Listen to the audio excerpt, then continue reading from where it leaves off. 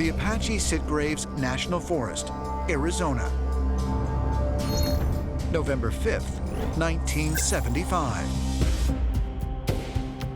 22-year-old forestry worker Travis Walton is driving home after sundown with a group of coworkers when suddenly a strange light appears in the sky.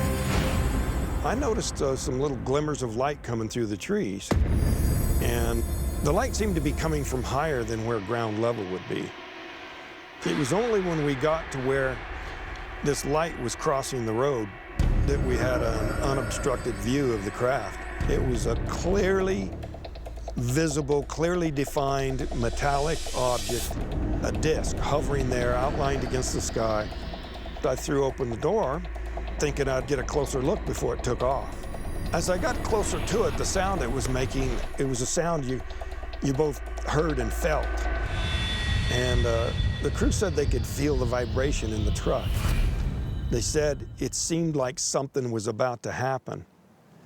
And it was.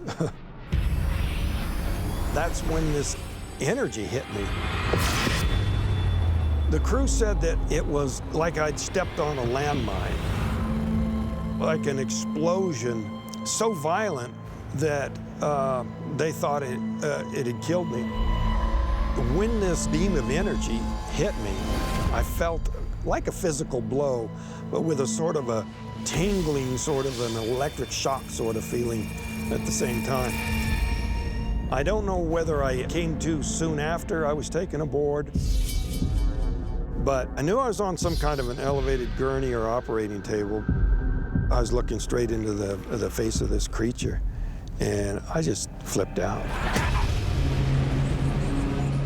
He sees these grey extraterrestrials around him, and he panics, and he begins to struggle very violently. And so those grey extraterrestrials leave that room, and then shortly afterwards, you have two human-looking extraterrestrials walking in. In the case of these human-looking ones, I started to have serious misgivings that this was a rescue.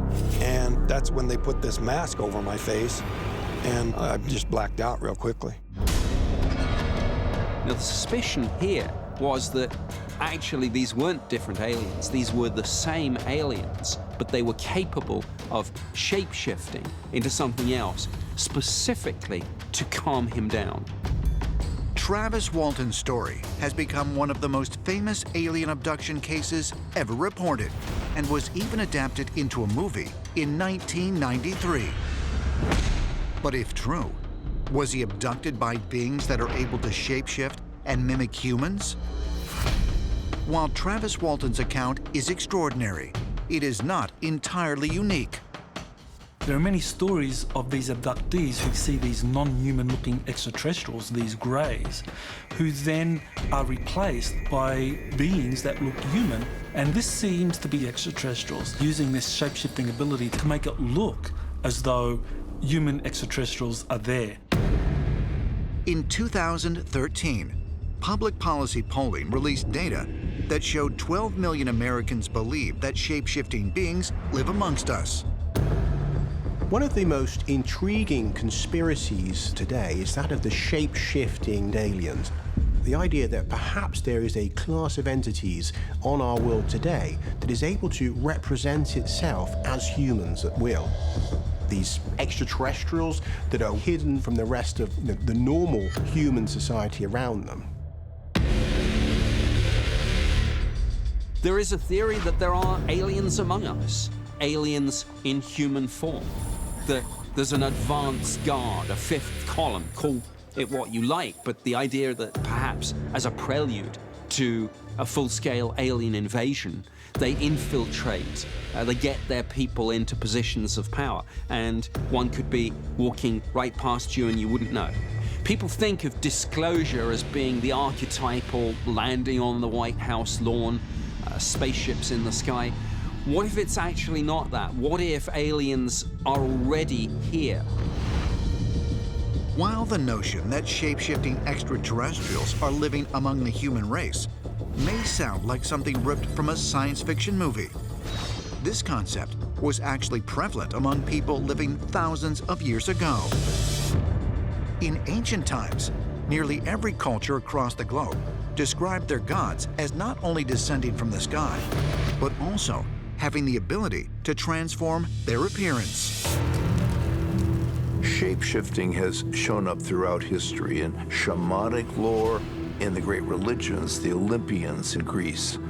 The Hindu gods would change shape, the Egyptian gods.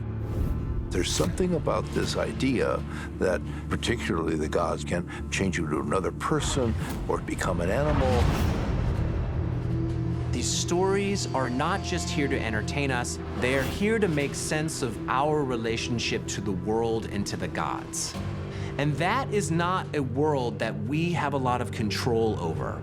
And that ultimately is a terrifying thing, because when they come down to our world, in whatever shape they take, we are subject to the whims of the gods.